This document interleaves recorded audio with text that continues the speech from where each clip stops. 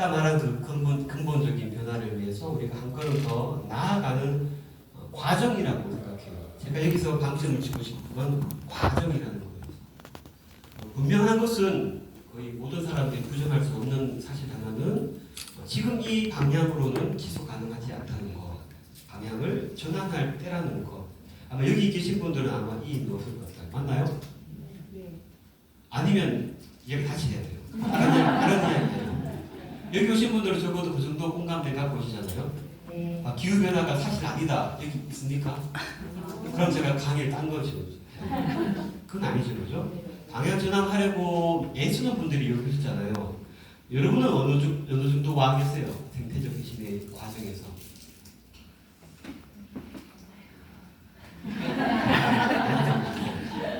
어떤 분들은 요수와수님 같은 앞에서 선두에 열심히 외롭게 먼저 하시는 분들이 있고, 이제 막 시작하는 단계에 있는 분도 있고, 저 정도는 이 정도 안 나요. 나름대로 아동마동 이렇게 살고 있는 경향이 있는데, 저는 적어도 지금 이 시점에서 주위를 둘러보면 그래도 적지 않은 사람들이, 상당히 많은 사람들이 이 회심의 길을 시작했고 막 시작하려 하고 있고 조금 더 열심히 이 방향 전환을 하려고 애쓰고 있다, 그렇게 평가하고 싶습니다. 물론 답답한 부분도 많고 또 한숨 나는 어떤 현실도 있지만, 그래도 불과 한 10년 전을 뒤돌아보면 그래도 많은 분들이 이 여정을 시작했다, 저는 그렇게 말하고 싶습니다. 제가 이 생태적 외심을 과정이라고 강조하고 싶은 이유는 그거예요. 기후변화가 기적적으로 2026년부터 다 해결이 됐어요. 온도가 1.1도 올랐는데 평균 기온이 갑자기 우리의 노력으로 인해서 온도 상승이 멈추고 다 하락세를 거치고, 그러면 생태적 회심이 필요 없는 거예요? 어떻게 생각하세요? 그죠? 생태적 회심은 어떤 문제를 해결하기 위한 도구가 아니라고 생각해요. 하나의 여정.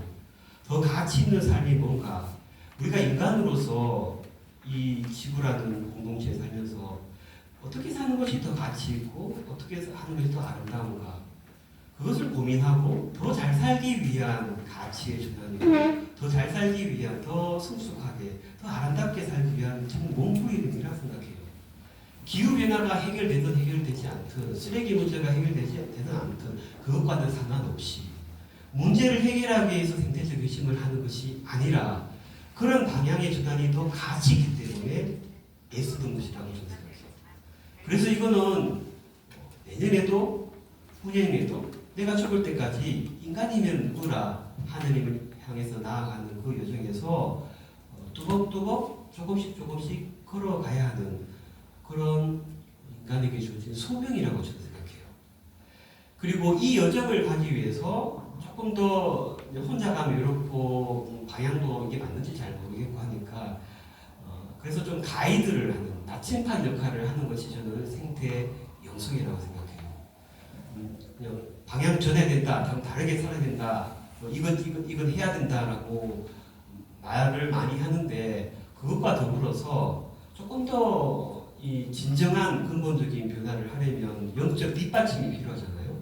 그런 영적 나침반, 가이드를 하는 것이 저는 생태 영성이고, 그런 생태 영성의 뒷받침 속에서 우리가 생태적 외심을 더 힘차게 살아갈 수 있을 거다, 저는 그렇게 봅니다. 자, 최근 들어서 생태 영성이라는 말을 참 자주 하고 있고, 여기 오신 분들은 이 단어 익숙할 거예요. 어떻게 정의하시겠어요?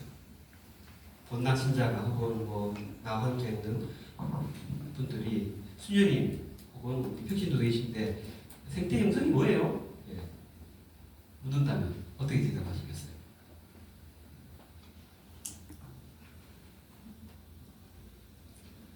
말씀 못하시는 이유는 한마디로 정리하기 힘들기 때문이죠. 생태 영성은 우리 가톨릭 교회만 있는 것도 아니고요. 유교의 생태 영성이 있을 수 있고요. 불교에도 생태 영성적 요소가 있고요. 이슬람 교회도 생태 영성적 요소가 있어요. 저마다 또 무신론자도 생태 영성을 추구하잖아요. 저마다 생태 영성은 길은 있다고 저는 생각합니다. 그런데 우리 그리스도 안에서 볼 때 생태 영성이 뭔가라고 굳이 정의하자고 한다면 저는 한 번도 수업 시간에 강의 시간에 생태형성을 정의한 적이 없어요. 학생들, 신학생들 보고도 마지막 숙제가 생태형성을 네가 생각하는 생태형성을 적어보라고 하는 것이 마지막 숙제만큼 한마디로 정의할 수는 없지만 공통점 한 가지는 있다 이렇게 말씀드리고 싶어요. 전통적인 영성은 누구와 누구의 관계에 초점을 두죠? 보통 하느님하고 당신과 나의 관계에 초점을 두죠. 그런데 생태 영성은 그것과 더불어 하느님과 나와의 관계와 더불어 또 우리가 잊고 있었던 다른 피조물과의 관계까지 함께 헤아린다 그렇게 말할 수 있겠어요. 저는 옛날에 신학 공부하면서 좀 궁금했던 게 창조론 시간이에요. 창조론 시간인데 그 인간 얘기밖에 안 해요. 그게 94년도였어요. 너무 이상해서 창조 그러면 하나님이 인간만 창조한 건 아닌데 천지창조 이야기 잠깐 하고 나머지는 거의 인간학이었어요. 그때 참 궁금했어요. 왜 창조 이야기, 창조라는 말 참 많이 쓰는데 왜 인간 얘기만 할까? 네, 신학생 때 그런 궁금함이 있었는데 우리 영성도 마찬가지죠. 신학도 마찬가지고 하나님이 인간만 창조하신 것은 아닌데 우리는 영성살이도 그렇고 굳이 주로 나와 혹은 우리와 하느님과의 관계에 몰두하는 경향이 있다고 생각해요. 틀린다는 것은 아닌데 진정한 영성이라면 조금 더 포괄적이고 통합적이어야 되지 않을까. 저 생태 영성을 공부하면서 그래서 참 속이 시원했어요. 아 그래 왜 다른 피조물과 관계는 헤아리지 못할까? 이 관계까지 헤아리면 더 할 얘기가 많을 텐데 늘 궁금했는데 생태 영성을 나름대로 공부하고 찾으면서 그런 궁금점을 좀 해결할 수 있었어요. 제가 신학생 때 제일 재미없게 했던 과목 중에 하나가 바로 영성신학이었거든요. 그런 고백인데 그런 제가 지금 생태 영성 강의를 한다고 하니까 조금 모순이 있는 것 같은데 생태 영성을 오히려 공부하면서 오히려 제가 영성에 더 좀 더 좀 부끄럽지만 조금은 더 가까워진 것 같아요. 조금 더 좋아하게 된 영성이라는 말을 예전보다 훨씬 더 좋아하게 되고 더 자주 사용하게 된 것 같습니다. 그만큼 생태 영성은 폭이 넓고 할 얘기가 많은 영성, 그래서 더 재미있는 영성이다라고 말할 수 있겠어요. 제가 대중들한테 말할 때는 이런 이미지를 써요. 생태 영성은 이런 영성이다. 삼각관계, 삼중관계 영성이다. 옛날에는 하느님하고 인간, 너하고 당신과 나 알콩달콩 그 정도 관계에만 초점을 맞췄는데 그러다 보니까 자연이라는 영역이 소외되어서 울고 있잖아요. 그래서 울고 있는 저 아이, 우리가 소홀히 했던 영성이라는 신학이라는 우주 안에서 소홀히 다루었던 이 자연이라는 영역까지 포괄해서 함께 추구하는 영성, 신학, 그것이 바로 생태신학이고 생태영성이 아닌가. 저는 그런 이야기를 하곤 합니다. 어떻게 했어요? 생태영성 그러면 또 뭐 하라 할 것 같아서 부담스럽다 하지만 저는 훨씬 더 재미있다고 생각해요. 아니 재미있음을 저는 체험했어요. 왜? 갑돌이와 갑순이 이야기가 재밌나요? 뻔하잖아요. 근데 한국 드라마 재밌죠? 왜? 삼각관계를 하는. 얼마나 무궁무진하잖아요. 맞죠? 그래서 저는 제 체험에 비춰보건데 생태영성처럼 우리가 소홀히 했던 또 다른 등장인물까지 함께 이 신학적 사고에 영성적 사고에 포함시키면 훨씬 더 할 얘기가 많아지고 풍요로워진다는 거. 그래서 영성적 지평, 신학적 상상력이 확장됨을 저는 체험을 했습니다. 그런 제 체험을 이렇게 덧붙이고 싶어요. 그래서 생태영성은 재미난 영성, 상상할 것이 너무 많은, 할 이야기가 너무 많은 영성이다. 저는 그런 이야기를 함께 드리고 싶습니다. 오늘 제 강의 주제는 생태영성을 찾아서라고 이름을 붙여봤는데 제가 말했잖아요. 생태영성이 이런 것이다라고 말하고 싶어서 이 자리에 온 것이 아니고 제가 나름대로 여러분과 똑같이 저 생태영성의 길을 가는 사람으로서 나름대로 제가 찾아봤던 그런 주제들, 이야기들을 여러분과 나누고 싶습니다. 그래서 여기서 제가 무슨 학교 강의처럼 이론적으로 정리된 어떤 그런 시보다는 저 역시 생태연수를 나름대로 아직 초보이지만 살려고 노력하는 한 사람으로서 제가 깨닫고 배운 것들을 여러분과 함께 나누고 싶습니다. 여러분이나 저는 공통점이 있다면 이 현재 진행형인 생태연수 살고 있는 사람이기 때문에 그렇습니다.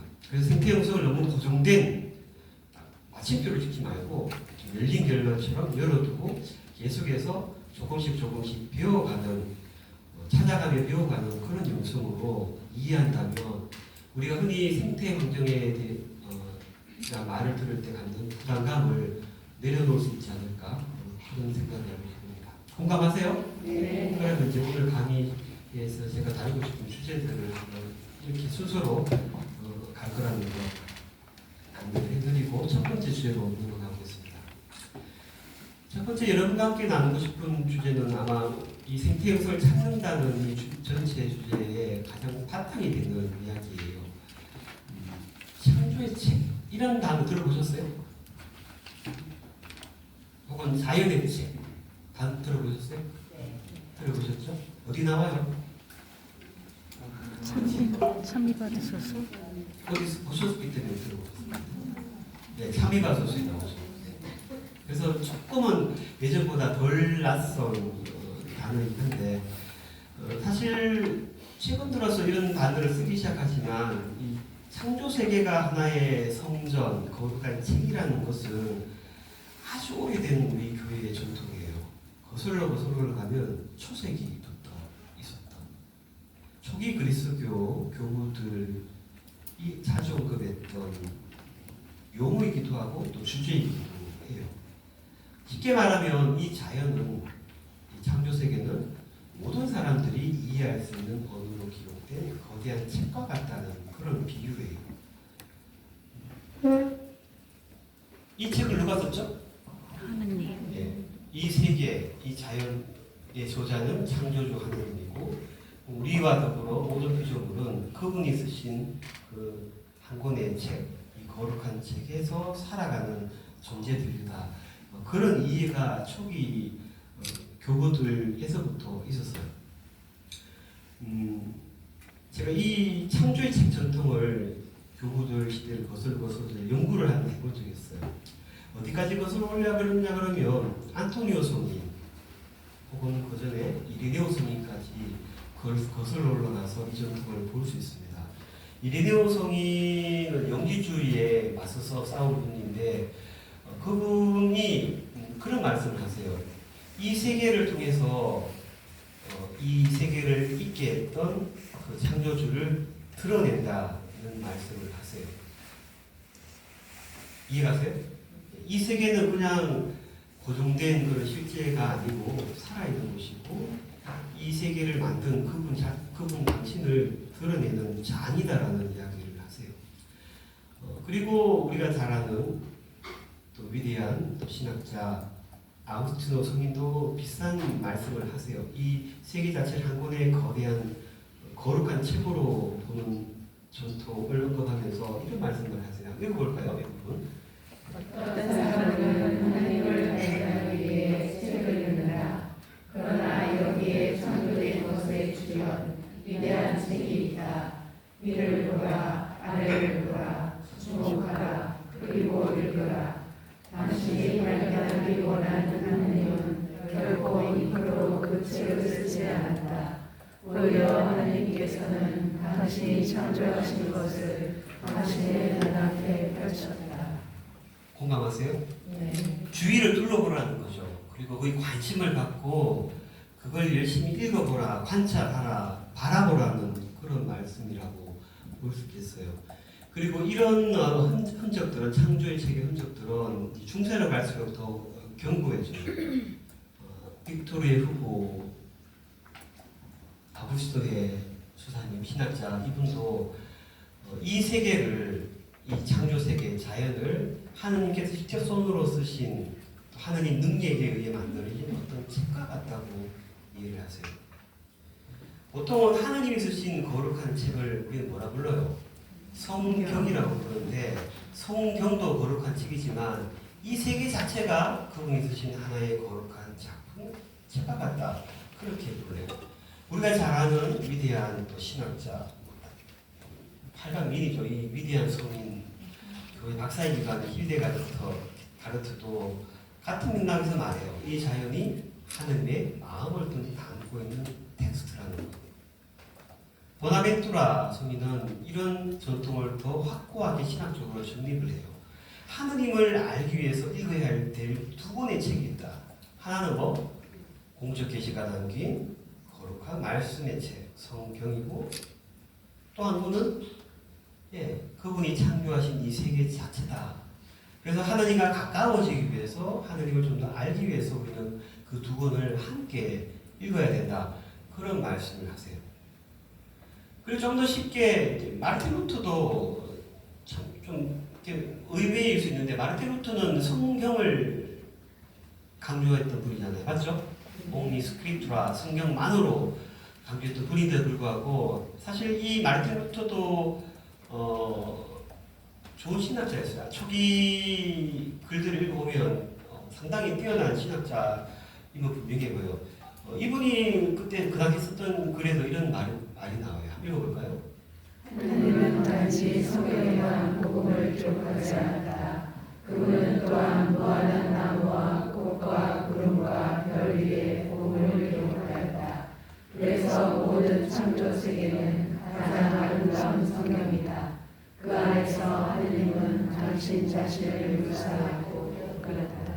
이 세계가 우리가 발을 딛고 있는 이 세계가 가장 아름다운 성경이라는 것까지 이야기해요.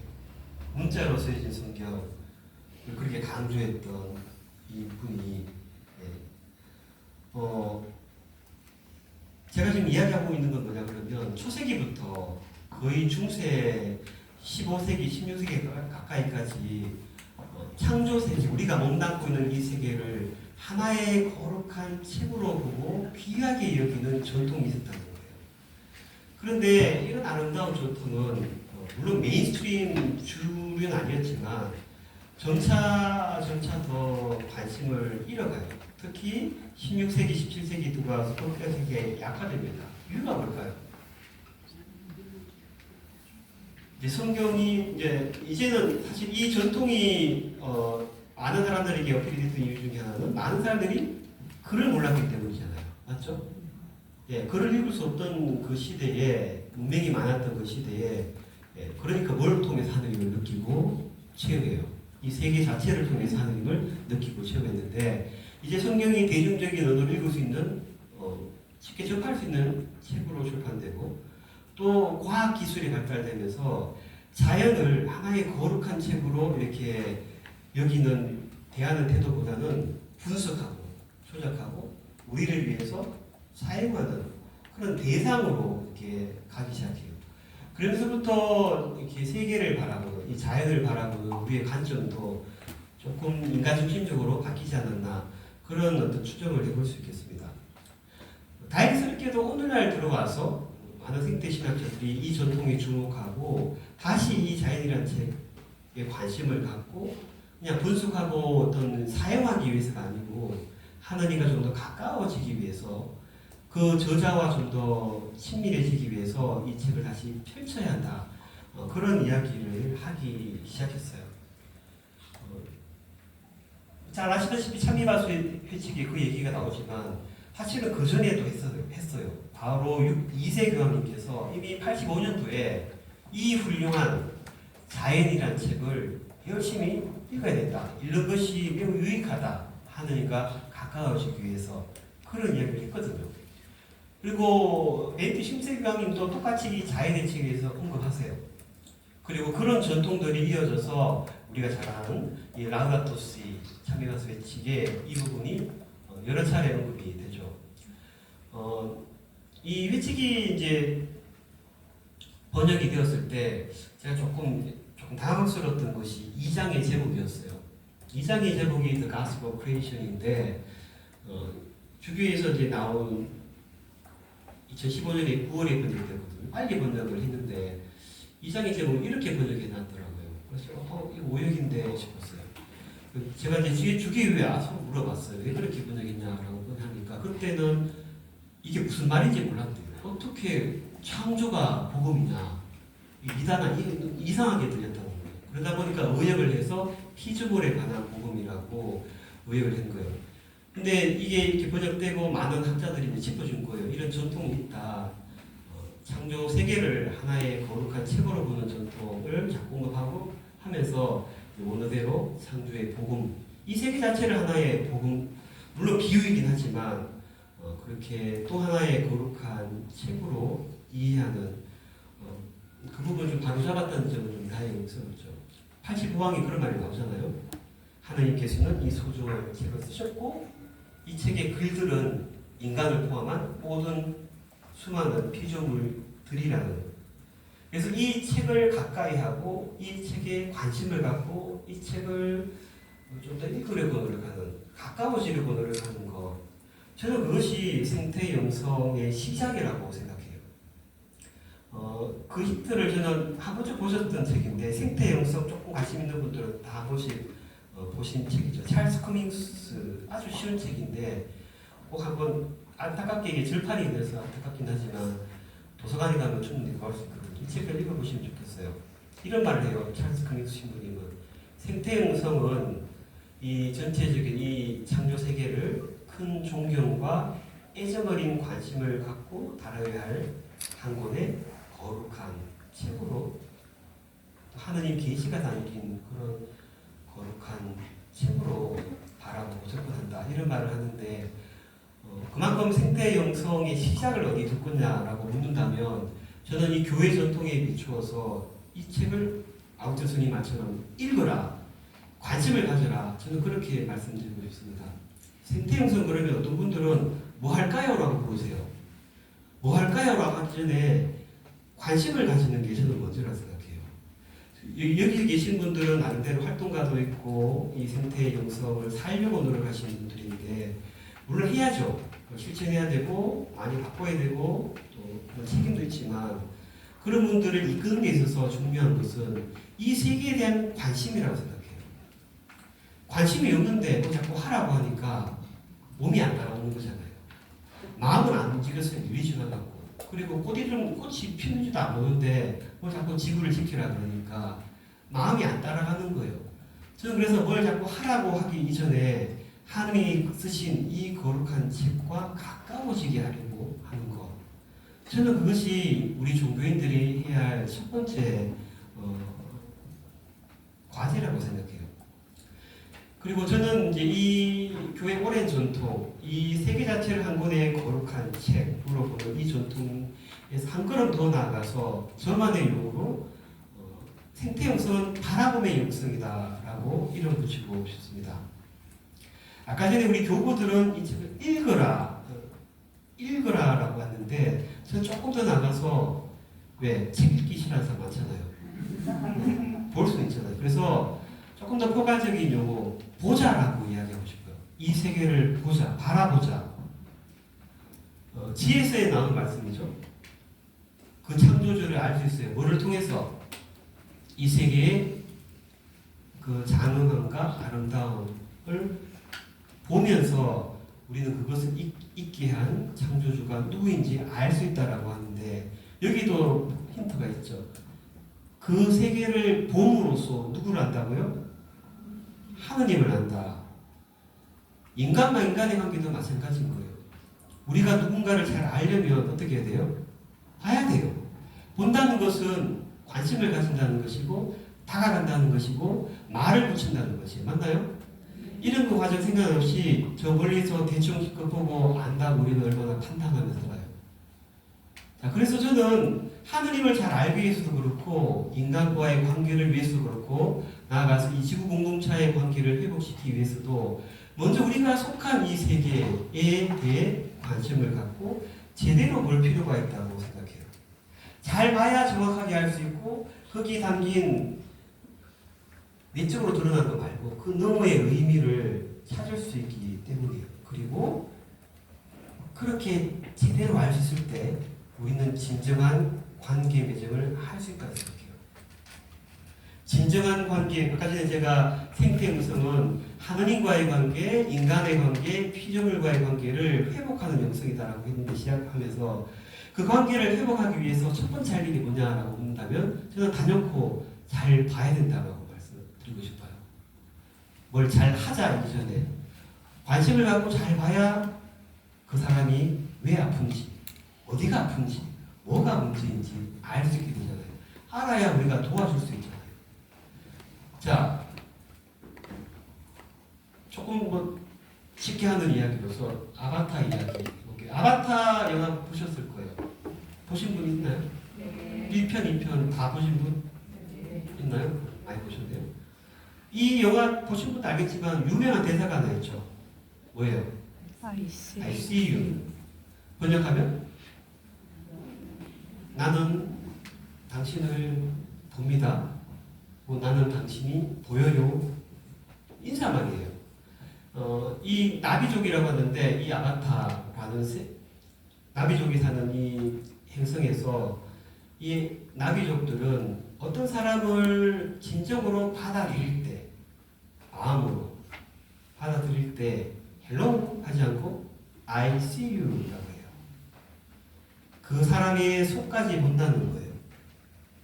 그 사람의 속을 보고 그 마음을 받아들인다는 의미로서 그 사람을 진정으로 인정한다는 그런 뜻에서 I see you라고 부르는데 저는 이 I see you라는 의사가 참 이렇게 요리 남았어요. 이 영화를 보면서 우리가 이렇게 함께 사는 사람을 I see you 할 수 있다면 우리 주변에 함께 사는 저 많은 피조물들을 I see you 할 수 있다면 또 나아가서 그들을 통해서 하느님을 I see 대문자 you 할 수 있다면 아마 우리가 살아가는 방식, 생각하는 방식은 달라지지 않을까 저는 그런 생각을 해봅니다.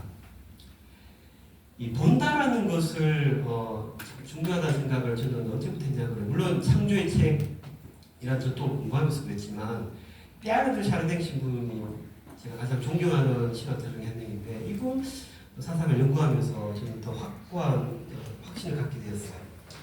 아시겠지만 이분은 과학과 신학을 함께 통합적으로 연구했던 분인데 진화 과정을 설명하면서 이분은 약간 독특한 이론을 펴세요.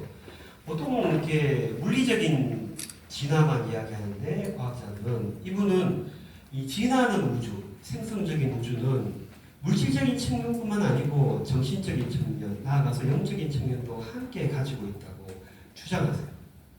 인간이 대표적인 그것이라는 거죠. 인간의 의식은 어디서부터 왔을까? 하늘에서 뚝 떨어진 것인가? 138억 년 전에 우주가 시작될 때는 그런 게 없었는데 갑자기 인간한테 어떻게 주입된 건가? 아니야.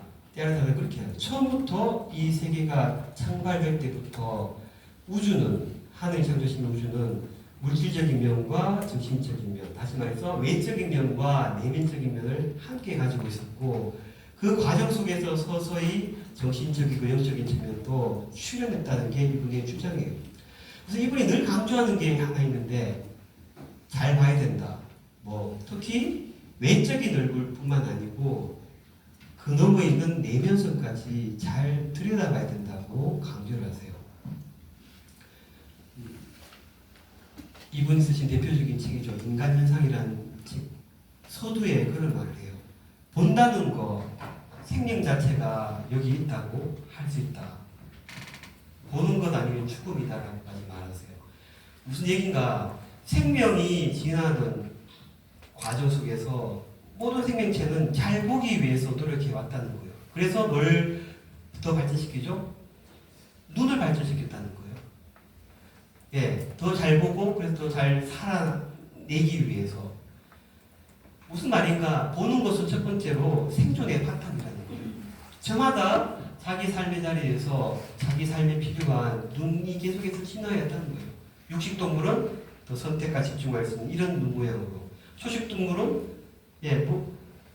풀을 뜯으면서 주변을 살필 수 있는 이런 눈으로 계속해서 눈이 진화해왔고 또 자기 눈에 맞는 것을 찾았고 그렇게 생존해 왔다는 거예요.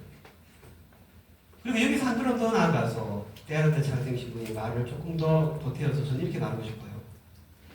생존을 위해서도 잘 봐야 되지만 영성살이를 위해서 저는 잘 보는 게 제대로 보는 게 필요하다고 저는 말씀드리고 싶습니다. 인간의 눈은 다른 동물의 눈과는 좀 다른 면이 있죠. 그건 보이지 않는 것을 볼 수 있다는 거예요. 보이는 것, 눈에 앞에 있는 걸 넘어 그 의미까지 헤아릴 수 있는 눈을 가졌다는 거예요. 저는 영성이 뭐냐고 묻는다면 감히 저는 이렇게 말씀드리고 싶어요. 보이진 않지만 있는 것, 그걸 알아볼 수 있으면서 영성은 시작된다. 지금 우리 현대사회는 참 이렇게 볼 것이 많은데도 언제부턴가 더 눈에 보이는 것만 보고 혹은 보고 싶은 것만 보고 나머지는 안 보려고 하는 어떤 그런 시대가 되지 않았나. 공감하세요? 예. 그래서 진정한 영성은 눈에 안 보이는 게 없는 건가요, 여러분? 예, 제 같이 공부할 때 물리학 박사학위 친구가 있는데 이 친구는 눈에 보이는 것만 있는다는 거예요. 계산을 해서 답을 찾을 수 있고 실험에 또 눈으로 확인할 수 있는 것만 믿는데요. 그래서 내가 그랬어요, 그 친구한테. 그럼 너는 네 여자친구를 사랑한다는 걸 어떻게 믿니? 그러니까 호르몬 분비를 측정해 보면 안 돼요. 제가 그래서 여자친구 참 그런 말 좋아하겠다 농담을 했는데 예, 보이진 않지만 뭔가 있잖아요. 그걸 보고 찾으려고 노력하는 데서 저는 영성이 조금씩 성 속에 간다고 생각해요. 성경에도 보다라는 동사를 두 가지로 구해요. 블랙보, 뭐요? 육안으로 본다는 거. 호라오, 뭐요? 영적 시선. 예, 그 안을 들여다보는, 보이지 않는 것을 헤아려 보려는 그런 시선. 우리 그리스도인 신앙인은 한쪽 눈이 아니고 이 두 눈을 갖고 뭘 조금이라도 더 보려고 애쓰는 사람이라고 생각해요. 세상 많은 사람들은 그냥 블랙보만 갖고 있다 없다 중요하다 중요하지 않다 판단하고 마는데 우리 그리스도인은 신이라는 존재를 믿는 창조주를 믿는 우리 그리스도인은 이 호라호라는 시선과 더불어서 조금 더 안 보이는 것까지 헤아려 보려고 찾아보려고 애쓰는 사람이라고 생각해요. 그리고 생태 영성도 이 두 시선을 함께 사용한다고 생각해요. 자, 그런데 제가 지금까지 이제 보는 건 얼마나 읽는 것 얘기, 본다는 것의 중요성을 얘기했는데 잘 보고 있는가라는 질문을 던지고 싶어요. 잘 보고 있습니까? 제가 호라고 뭐 이런 얘기 하는데 그렇다는 것 같긴 하지만 그게 쉽게 잘 보나요? 왜 그럴까요? 맨날 보니까 그렇잖아요. 그 예전에 여러분 혹시 뭐 이렇게 교리교사나 이렇게 학생 때 캠프 가면 눈 가리고 뭐 걷고 이렇게 해보셨어요? 그렇게 하면 어떻게 돼요? 아, 보는 게 얼마나 중요한 거지. 막 깨닫고 막 얘기하잖아요, 그죠? 근데 맨날 보니까 잘 안 보이면 라식 수술하고 안경 잘 쓰면 잘 보이니까 너무 익숙하니까 늘 보고 사니까 그것이 얼마나 소중한지를 놓칠 때가 많잖아요. 아까 전에 제가 잠깐 언급했지만 지금 우리 21세기 2025년은 인류 역사상 그 어느 때보다도 볼 것이 넘쳐나는 시대죠. 더 화려하고 더 선명하고 TV 채널만 들어보세요. 채널이 몇 개예요? 수백 개 되잖아요. 그런데 볼 것이 이렇게 많은데 시각 공유라는 말까지 있고 근데 우리는 정말 잘 보고 있는가라고 질문한다면 쉽게 자신 있게 대답할 수 없지 않나. 뭔가 그리 바쁜지 서로를 잘 안 봐요. 봐야 될 것도 잘 안 봐요. 카페에 갔는데 한번 여러분도 경험해 보셨을 것 같은데 두 연인 제 옆에 앉아 있었어요. 1시간 전부터 아마 글 쓰려고 숙지하려고 컴퓨터 작업하고 있어요. 근데 옆에 분명히 연인아인 부부예요. 1시간 넘었을 거예요. 한마디도 안 해요. 두 사람 다 핸드폰 보고 계속 중요한 일을 하는 거. 한마디만 할 줄 알았는데 마지막 한마디였어요. 자, 가자. 너무 친해서 말을 안 해도 다 아는 사이여서 그런지는 모르지만 저는 그런 사이 없어서 모르겠어요. 그런데 분명히 가까운 사이 같은데 어떻게 서로 이렇게 눈 쳐다보면서 못했던 얘기할 그 정도 여유도 없는가? 마찬가지죠. 생태 영성, 생태 환경 이야기한다 그러면서 주변에 함께 사는 인간이 아닌 또 다른 존재, 나무며 꽃들이며 또 산이며 그런 존재를 정말 가까이서 좀 제대로 보려고 한 적이 있는가? 토마스 베리 신부님이 그런 말씀을 하세요. 한번 읽어볼까요? 우리는 웬만해서는 하늘의 별이나 달을 보지 않는다. 낮에는 또 어떤 방식으로든 태양을 느껴보려고 하지 않는다. 때로는 겨울이든 우리는 물 형태의 실내에 있다. 우리의 세계는 고속도로, 주차장, 쇼핑센터에 쓰겠다. 우리는 더 이상 우주의 책을 읽지 않는다. 대신에 사진, TV들을 통해 자연계와 접촉한다. 공감하세요?